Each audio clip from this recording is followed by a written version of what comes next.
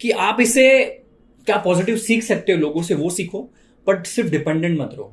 क्योंकि किसी और का मोटिवेशन आपके लिए कुछ नहीं हो सकता, और आपका बहुत बड़ा मोटिवेशन किसी लिए के लिए कुछ नहीं हो सकता। क्योंकि नए बच्चों की कम्युनिटी को स्टेब्लिश कर रहे हैं, तो ये काम है डिसिप्लिन का, ये काम है कंसिस्टेंसी का।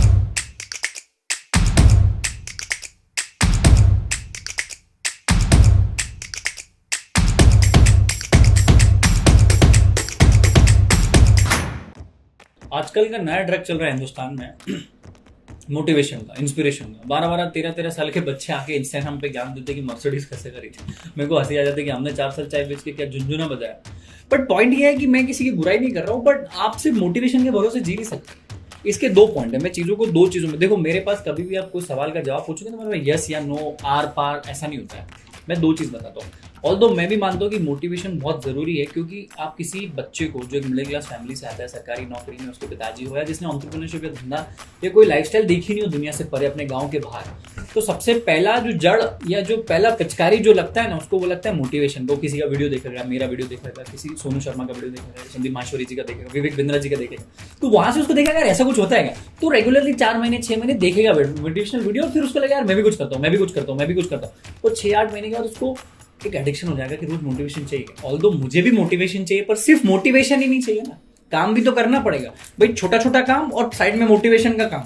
मतलब ऐसा हो गया कि अंदर से आप काम कर रहे हो, बोलते हैं ना कि घड़ा जब बनता है तो अंदर से वो बिल्कुल उसको स्मूथली माँ की तरह देखा जाता है, पर वो बाहर से उसको कुम्हार टप्पा मारता अपने बाप की तरह, बापा पापा चिल्ला नहीं देते। तो मोटिवेशन अंदर से काम करता है, और बाप बाहर से जो अपना को बाप बोलूं या दुनिया बोलूं, टीचर्स बोलूं, आपके सहपाठी बोलूं, दोस्त बोलूं, ये लोग जब आपको नुकसान देते हैं, आपको दगा देते हैं, आपको परेशान करते हैं, जब आपको संघर्ष करना पड़ता है, तो ये दो चीजें चलती है। तो मोटिवेशन काम आएगा, पर सिर्फ मोटिवेशन काम नहीं आएगा।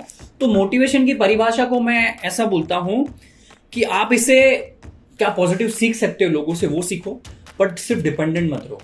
क्योंकि किसी और का मोटिवेशन आपके लिए कुछ नहीं हो सकता, और आपका बहुत बड़ा मोटिवेशन किसी लिए के लिए कुछ नहीं हो सकता। क्योंकि आपको मैं फिर से बता दूं कि आपकी लाइफ का सक्सेस डिफाइन करता है आपके सर्कमस्टांसेस पे।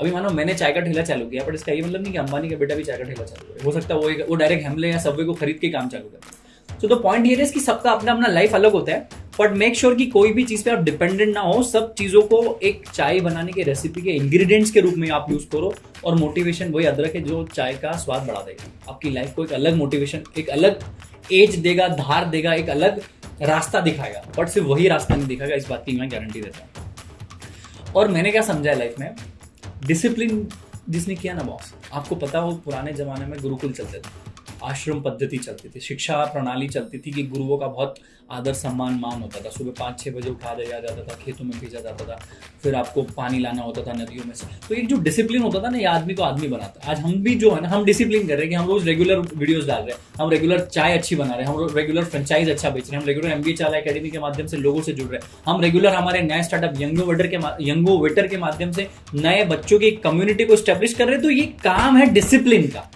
ये काम है कंसिस्टेंसी का। मैं आपको बता दूं, जितने बड़े सक्सेसफुल लोग हैं ना भाई, वो कुछ नहीं करते। वो चाय पी रहे ना, तो रोज चाय पीते इतनी बजे।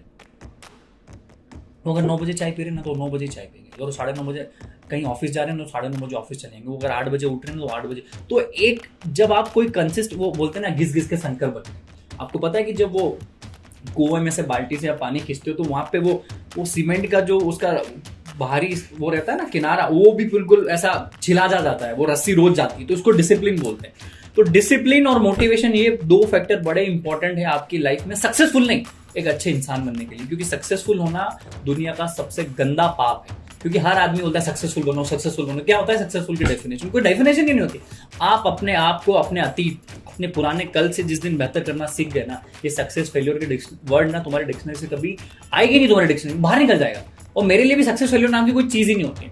तीसरी जो मुझे सबसे ज्यादा लगती है कि आपका हैबिट का जो फॉर्मेशन होता है डिसिप्लिन के माध्यम से, वो सबसे बड़ा काम कारगर साबित होता है। कैसे होता है मैं आपको तो, मेरी हैबिट है मेरे से 5 साल 4 साल बड़े उम्रदराज लोगों से दोस्ती करने की, मेरी हैबिट से सवाल पूछने की, मेरी हैबिट से ईगो नहीं रखने की, मेरी हैबिट से डाउन टू अर्थ रहने की, मेरी हैबिट से अप्रोच खुद करने की। देखो, 2 लोगों को बात करने के लिए इट इज, मतलब मेरे को ऐसा लगता है कि आपको शायद मिनिमम 2 लोग चाहिए कम्युनिकेशन करने के लिए, बात करने के लिए, संवाद करने के लिए।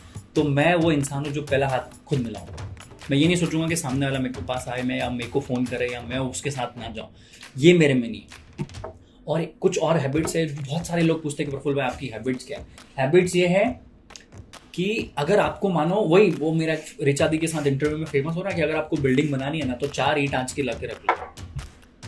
मैं बोल रहा हूँ कुछ भी काम करना है बस, आपको डिजिटल मार्केटिंग कंपनी खोलनी है, आपका एजुकेशन का स्टार्टअप खोलना है, आपको कपड़े की दुकान खोलनी है, मोबाइल की दुकान खोलनी है, कुछ भी करना है, आज पहला कोई गोथा, आज ऐसा कोई हाथ लगा दो कि वो उसको रोज आपको रिपीट करे और रिमाइंड करे रात में कि कल ये करना है, परसों ये करना है, ताकि आपका रोज हैबिट फॉर्मेशन होता रहे और आप एक दिन अपना एम्पायर खड़ा करो। चौथी चीज, मुझे ऐसा लगता है कि आपका समय अच्छा हो या बुरा, आपकी कोशिशें सेम होनी चाहिए। मेरे बहुत अच्छे दोस्त हैं जतिन चौधरी, ईचाई के को फाउंडर अहमदाबाद के। मेरा समय थोड़ा बुरा चल रहा था अहमदाबाद में, जब मैं स्ट्रगल कर रहा था सेल्स में और चीज़ों में, तो उन्होंने बहुत अच्छी चीज़ की थी। भाई जब समय बुरा हो ना, तो मानो आज आप 100 मेहनत कर रहे हो, अच्छे समय पे आप मानो 100 में अच्छी मेहनत कर रहे हो, तो जब समय बुरा हो ना तो 500 मेहनत, मतलब 5 गुना मेहनत डबल कर दो। तो क्या 5 गुना अगर आपकी मेहनत डबल होगी तो बुरा भी अच्छा हो जाएगा। मतलब आप 100 में ये रिजल्ट पा रहे हो तो 100 की जगह 500 कर दो ना, तो 500 में जो रिजल्ट आएगा तो वो बुरा हट ही जाएगा ना अपने आप। तो मेहनत बढ़ा दो। जब समय बुरा हो, समय आपके विपरीत हो, समय साथ नहीं दे रहा हो, तो मेहनत को 5 गुना 6 गुना कर दो, वो जो बुरा समय ना अपने आप हट जाएगा। तो ये मेरी लाइफ की फिलॉसफी रही है। और आपकी लाइफ का समय अच्छा हो या बुरा हो, आपका व्यवहार हमेशा सेम होना चाहिए। ऐसा नहीं कि 2-5 हज़ार करोड़ आ गए, 2-5 लाख आ गए, करोड़ आ गए तो आप बिल्कुल ऐसे सीना तान के चलने लगे, लोगों को इंप्रेस करने लगे, और वहीं अगर माइनस में हो गए तो डिप्रेस होने लग गए, किसी से बात नहीं कर रहे, फोन नहीं उठा रहे, माँ बाप से बात नहीं कर रहे, खाना नहीं खा रहे। भाई जिस इंसान में संबल आ गया, जिस इंसान में संयम आ गया, जिस इंसान को सरलता आ गई ना, उसकी सफलता कोई नहीं रोक सकता। और ये खासियत होती है सफल लोगों की। मैं आपको एक बहुत छोटी सी बात बोलता हूँ, आप कुछ मत कीजिए, जो आपके आसपास गली में, मोहल्ले में, शहर में सक्सेसफुल लोग हैं ना, उनको थोड़ा ऑब्जर्व करना चालू कर दीजिए। वो खाते कैसे हैं, रहते कैसे हैं, मोबाइल कैसे चलाते हैं, कार में से उतरते कैसे हैं, कार गाड़ी कैसे चलाते हैं, उनका व्यवहार कैसा होता है। ट्रैफिक में जब कोई ट्रैफिक सिग्नल पे वो खड़े होते हैं तो कोई अगर आके हॉर्न बजा रहा है तो उनका व्यवहार उस टाइम कैसा होता है। कहीं खाना खाने जा रहा है रेस्टोरेंट में तो उनका व्यवहार कैसा होता है। अगर आपको पता चल गया ना कि वो ऐसे व्यवहार करते हैं, बस कॉपी पेस्ट करना चालू कर दीजिए। अगर आपको खुद की कहानी लिखते नहीं आ रही ना, तो कहानी कॉपी पेस्ट तो कर ही सकते हैं ना, गलत है। तो ये है छोटी सी कहानी।